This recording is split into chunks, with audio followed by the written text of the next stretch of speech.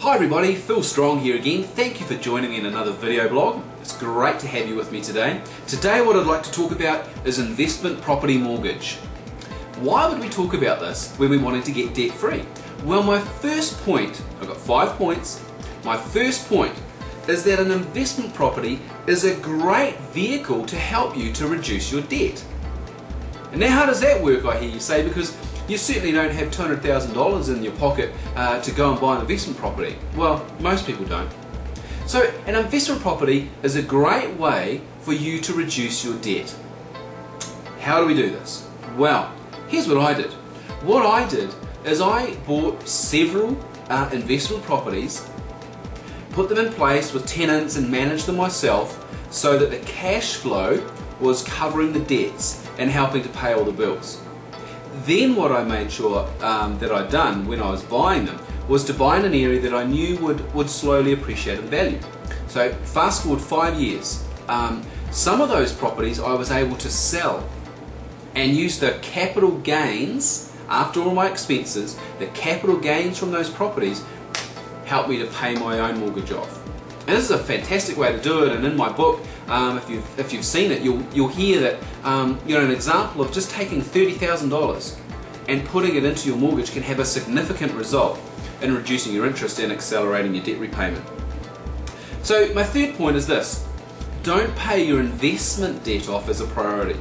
If you have an investment property, put it to one side, make sure it's self-funding if you can, and then continue to use the principles that I teach to pay your own mortgage off as fast as you can.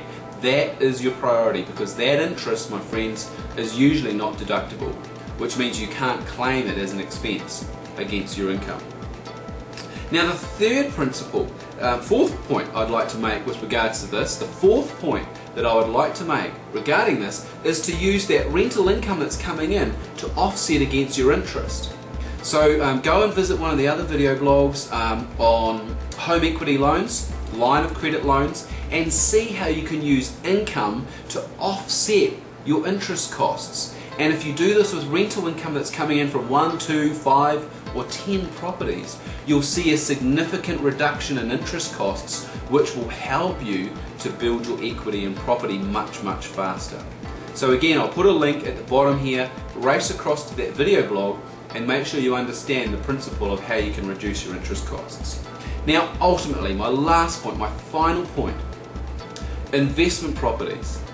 Many people just think that these are a tool to pay less taxes, and if you're doing it for that reason, totally the wrong reason. Here's your goal. The ultimate goal with investment properties is passive income. It's cash flow. So what you want to do is have, let's just keep it real small. Let's say you have 3 properties that you buy that are investments, and after 10 years you sell 2 of them and you pay the mortgage off on your house and the investment property. What that means in this simple example is that you have a mortgage-free home that you live in, and you have a mortgage-free rental property which may be paying you $1,000 a month in income after expenses.